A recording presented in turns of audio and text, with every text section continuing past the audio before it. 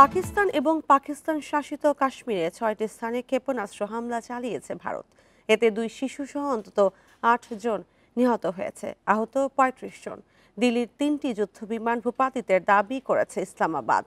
ভারত কাপুরুষরচিত হামলা চালিয়েছে বলে মন্তব্য করেছেন পাকিস্তানের প্রধানমন্ত্রী শাহবাজ শরীফ। স্থানীয় সময় সকাল ১০টায় জাতীয় নিরাপত্তা কমিটির জরুরি বৈঠক ডেকেছে ইসলামাবাদ। এদিকে ভারত সীমা অতিক্রম করেছে বলে জানিয়েছেন পাকিস্তানের তথ্যমন্ত্রী আতাউল্লাহ তারার।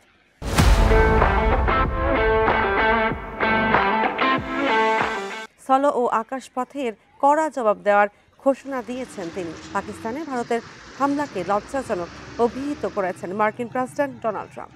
বিষয়টি নিয়ে উদ্বেগ প্রকাশ করেছেন জাতিসংঘের মহাসচিব অ্যান্টনিও গুতেরেস।